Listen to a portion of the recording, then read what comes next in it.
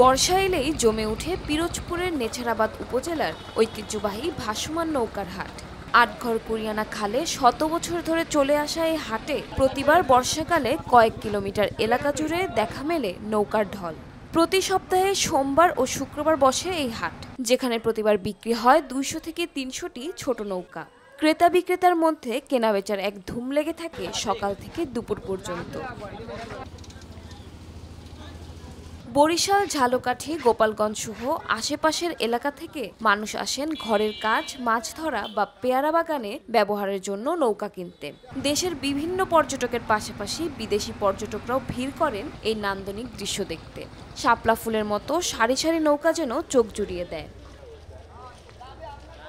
এখানে নৌকা কিনতে আসে বিশেষ করে আমাদের বরিশাল বিভাগের লোকই এখানে প্রায় আসে। বরিশাল বিভাগ বলতে ঝালকাঠি থানা, বাণীরপাড়া থানা, উজিরপুর থানা প্লাস আমাদের স্বরূপকাঠি থানা, তো আমাদের হাটি এই সাইড থানা থেকেই বিশেষ করে বেশি আসে এখানে লোক।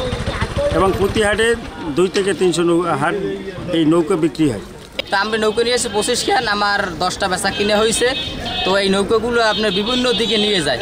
তো আপনি কাঁচামাল বেচে, মাছ ধরে, পেয়ারার জন্য নেয়, তারপরে এই বিভিন্ন বাবার জন্য নেয়। তবে বিক্রি করছি 5,000, 4,500, 3,000, 3,500 এরকম নৌকা বুঝে দাম।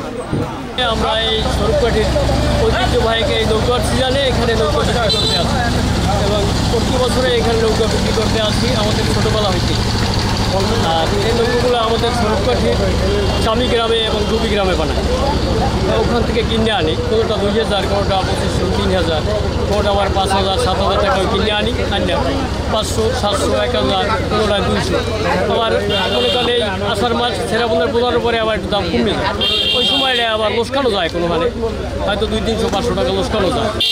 এভাবে আমরা আমাদের ছোটোবেলা হইতে এভাবে বিক্রি করতে করতে পর্যন্ত আসছি। তবে সৌন্দর্যের মাঝেও রয়ে গেছে অনেক সমস্যা। নেই কোনো ছাউনি বা বসার জায়গা, ফলে রোদ বৃষ্টি উপেক্ষা করে ক্রয় বিক্রয় করতে হয়। বিক্রেতারা জানান প্রতিটি নৌকায় 500 থেকে 1,000 টাকা লাভ হলেও অবকাঠামোর অভাবে দুর্ভোগ পোহাতে হচ্ছে। পর্যটকরাও পড়ছেন একই সমস্যায়।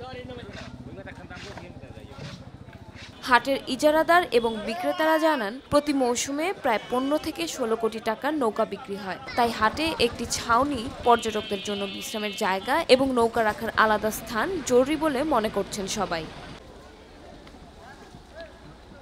নেছারাবাদ উপজেলার নির্বাহী কর্মকর্তা জানান, হাটের ঐতিহ্য ধরে রেখে এটিকে পর্যটন কেন্দ্রে রূপান্তরের চিন্তা করা হচ্ছে। প্রয়োজনে প্রাথমিক অবকাঠামো উন্নয়নের জন্য উদ্যোগ নেওয়া হবে।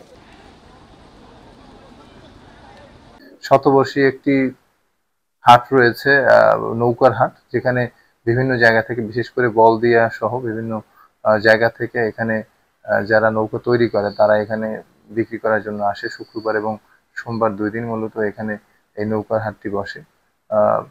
বিভিন্ন জায়গা থেকে লোকজন দেখার জন্য আসে, পর্যটকরা আসে এই শতবর্ষী নৌকার হাট দেখার জন্য। পাশাপাশি আমাদের এখানে পেয়ারা এবং আমরার যে পর্যটন এলাকা আছে এটি বেশ সমৃদ্ধ। বিভিন্ন জায়গা থেকে, বিভিন্ন দেশ থেকেও লোকজন এখানে ইতিমধ্যেই এসেছে। আমরা চাই যে এটি আরো সমৃদ্ধ হবে এবং যারা আসে তাদের সুযোগ সুবিধার কথা আমরা ভাবছি, আরো কিভাবে তাদেরকে একটু আরো ভালো ব্যবস্থা করা যায়, রাস্তাঘাটের কিভাবে আরেকটু উন্নয়ন করা যায়, সেই সব চিন্তা আমাদের রয়েছে। উন্নত ব্যবস্থাপনা থাকলে এই ঐতিহ্যবাহী ভাসমান হাট শুধু কেনাবেচার জন্য নয়, হতে পারে স্থানীয় পর্যটন ও অর্থনীতির জন্য একটি গুরুত্বপূর্ণ অংশ।